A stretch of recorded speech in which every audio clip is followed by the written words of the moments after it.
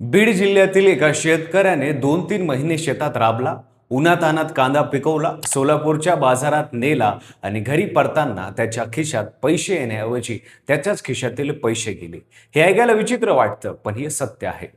12 क्विंटलपेक्षा जास्त कांदा विकला आणि शेवटी हातात आले शून्य. उलट 301 रुपये स्वतःच्या खिशातून त्याला द्यावे लागले. हे एकट्या गणेश तोडकराचं दुःख नाही, हे संपूर्ण महाराष्ट्राच्या शेतकऱ्याची आजची परिस्थिती आहे.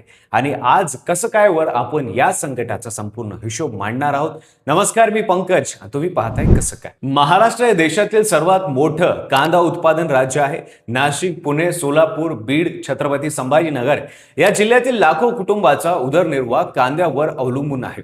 दरवर्षी हे शेतकरी बियाणं, खतं, मजुरी, औषधं यावर हजारो रुपये खर्च करतात, एकाच आशेवर की कांद्याला चांगला दर मिळेल.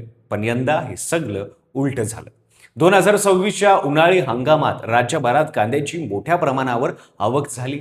बाजारात पुरवठा वाढला, त्यातच आखाती देशांमधल्या अस्थिरतेमुळे निर्यात ठप्प झाली. केंद्र सरकारने आधीच कांद्यावर निर्यात बंद आणि किमान निर्यात मूल्य लागू केलेलं होतं. या सगळ्याचा परिणाम एकाच ठिकाणी पडला, शेतकऱ्यांच्या खिशावर. आणि दर कोसळत गेले. 2 रुपये किलो, 3 रुपये किलो, कधी कधी त्याही पेक्षा कमी. बीडच्या वडवणी तालुक्यातील देवळा बुद्रुक गावात राहतात गणेश तोडकर. हा सामान्य शेतकरी. यंदा त्यांनी कांद्याची शेती केली. बियाणं, खतं, मजूर, औषधं सगळं मिळून उत्पादन खर्च झाला. महिन्याभराच्या मेहनतीनंतर 12 क्विंटल 87 किलो कांदा तयार झाला. बीडच्या स्थानिक बाजारात योग्य दर मिळत नव्हता, म्हणून त्यांनी सोलापूरच्या बाजारपेठेचा पर्याय निवडला. मालाने भरलेली गाडी सोलापूरच्या दिशेने निघाली. मनात आशा होती की इकडे तरी बरा दर मिळेल. बाजारात माल उतरवला, तोलाई झाली. खरेदारांनी भाव सांगितले. 12 क्विंटल 87 किलो कांद्याचे आले 1468 रुपये. हमाली, तोलाई आणि मोटर भाडं मिळून खर्च झालं 1769 रुपये. म्हणजे मालाच्या किमतीपेक्षा खर्च जास्त झाला.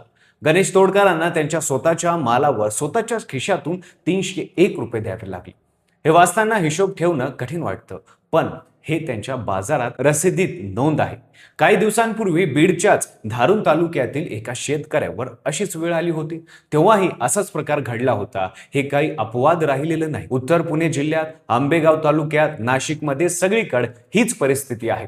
शेतकरी आपला माल घेऊन बाजारात येतो आणि रिकाम्या हाताने किंबहुना खिस्सा हलका करून घरी पडतो. उत्तर पुणे जिल्ह्यात अनेक शेतकऱ्यांचं कंबरडं मोडलं आहे.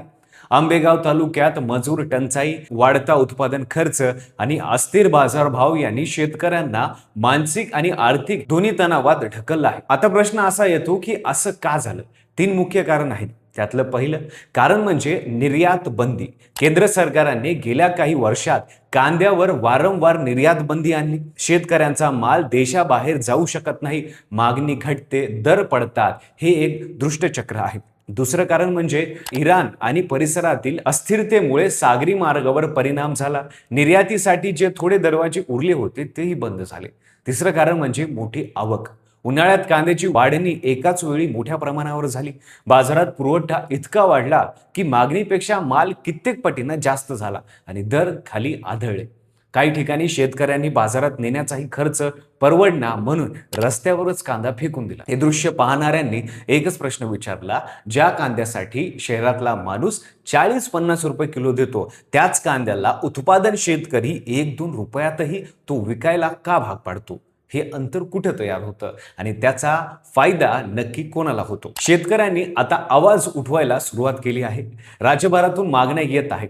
नाफळे मार्फत कांदा खरेदी करू नका, किमान 2 ते 3 हजार रुपये प्रति क्विंटल हमी भाव द्यावा, प्रति क्विंटल 1,500 रुपये अनुदान द्यावं आणि दीर्घकालीन स्थिर निर्यात धोरण लागू करावं. शिवसेना आमदार अंबादास दानवे यांनी मुख्यमंत्री देवेंद्र फडणवीसांना पत्र लिहून नाफेड मार्फत तातडीने कांदा खरेदी सुरू करण्याची मागणी केली. त्यांच्या नेतृत्वाखाली वैजापूर जवळ समृद्धी महामार्गावर रस्ता रोको आंदोलन झालं. पोलिसांनी दानवेला ताब्यात घेतलं. महाराष्ट्र प्रदेश काँग्रेसनेही किमान 2,000 रुपये प्रति क्विंटल खरेदी दर मिळावा, नाहीतर राज्यभर आंदोलन करण्याचा इशारा दिला.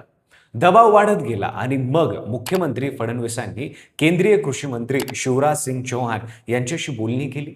त्यानंतर घोषणा झाली की नाफेड मार्फत 12 रुपये 35 पैशांनी कांदा सुरू होणार आहे.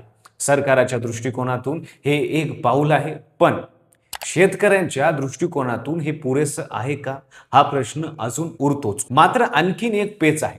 शेतकरी नेते अनिल घनवट यांनी शेतकऱ्यांना आव्हान केलं आहे की नाफेडला कांदा विकू नका. त्यांचं म्हणणं आहे की नाफेड हे स्वस्त दराने कांदा खरेदी करते आणि नंतर जेव्हा बाजारात दर वाढतात तेव्हा हाच साठा बाहेर काढून दर पाडते.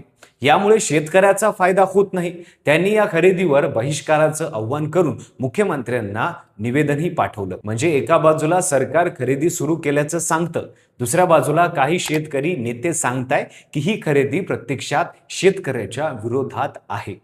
बीड जिल्ह्यातील शेतकरी आता पारंपरिक शेती सोडून इतर पिकांकडे वळण्याचा विचार करत आहे, पण तिकडेही हमी भावाचा प्रश्न कायमच आहे. गणेश तोडकर सारखे लाखो शेतकरी मेहनतीनं घाम गाळून पीक पिकवतात आणि त्यांच्या मेहनतीचा मोबदला त्यांना मिळत नाही. शेतकऱ्यासाठी आज शेती म्हणजे एक जुगार झाला आहे.